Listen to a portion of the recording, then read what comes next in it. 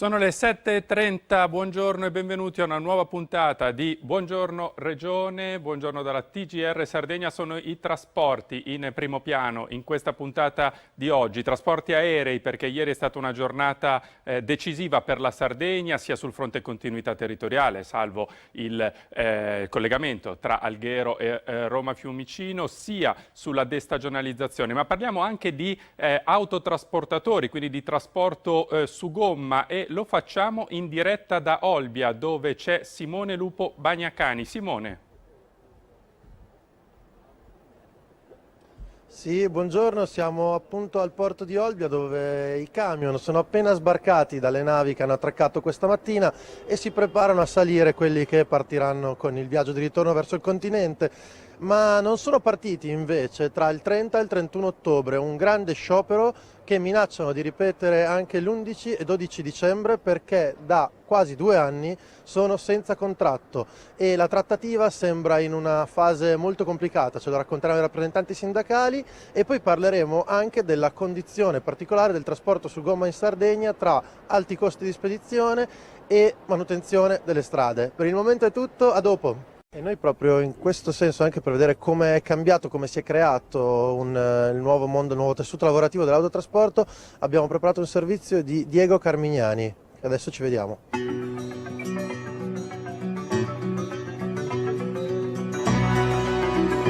Mestiere affascinante e durissimo quello dell'autotrasportatore, essenziale per tutto il sistema economico, vitale per l'isola dove i collegamenti ferroviari per smistare le merci non esistono, e allora è tutto affidato al trasporto su gomma, che negli anni ha vissuto tanti cambiamenti.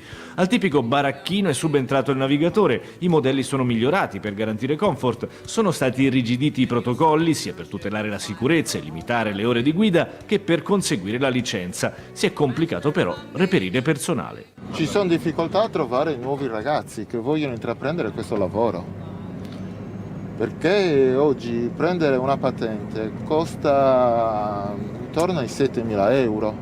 Non si vede un ricambio generazionale, un lavoro molto faticoso, perché bisogna stare tutto il giorno alla guida. Per quanto si rispettino i tempi di guida, comunque 9 ore di guida sono tante. Una piccola media azienda di trasporti dell'Oristanese, come quella dei nostri intervistati, spazia dal nord al sud della Sardegna con una flotta di 25 mezzi impegnati massicciamente nei giorni di imbarco dei grandi cargo. Giuseppe è salito sul primo camion a 20 anni, nel 1968. Lavoro da autista o da trasportatore, diventato da mestiere, è diventato una professione.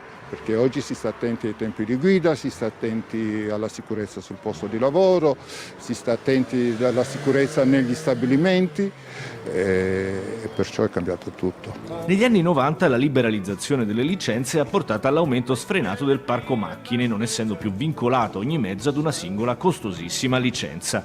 Conseguenza, le grosse aziende hanno avuto vita facile su quelle meno ricche, cambiando il volto al sistema autotrasporti e ai modelli economici lavorativi. Un punto di contatto tra le decadi di autotrasporto isolano rimane fisso: le strade da incubo.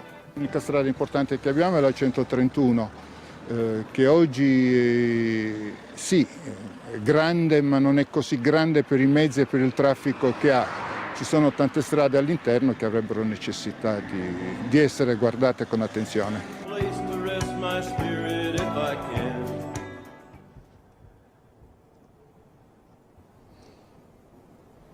Sì, come avete sentito, un mondo che è cambiato molto negli ultimi anni e che qui proprio in Sardegna ha delle differenze rispetto a quello che è il resto d'Italia, perché siamo su un'isola e per una storia anche di infrastrutture. Siamo con Federico Fadda, che è segretario di Confartigianato Gallurese.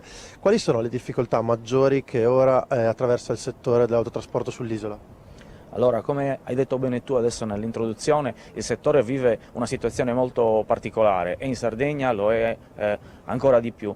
Il tema delle infrastrutture è sicuramente un tema importante, perché in un'isola parlare di trasporto e parlare di infrastrutture è sostanzialmente la stessa cosa. Parliamo di infrastrutture viarie per il trasporto interno, c'è un tema di manutenzione delle strade e di esistenza delle reti stradali che è sicuramente un tema molto serio. C'è una carenza di strade e da quando soprattutto non ci sono più gli enti provinciali non si capisce neppure più chi possa fare la manutenzione di queste strutture. Pensate che questa cosa si ritorce sui consumi. Il consumo per il trasporto su gomma è più alto in Sardegna del 7-8% in termini di consumi di carburante rispetto a un equivalente trasporto su autostrada. Già Quindi... questo è un impatto importante sul prezzo della merce. E proprio a proposito di prezzo, l'altro tema più scottante è quello delle navi, quelle che vediamo dietro di noi, il prezzo delle spedizioni che forse rende molto difficile operare per gli operatori sardi.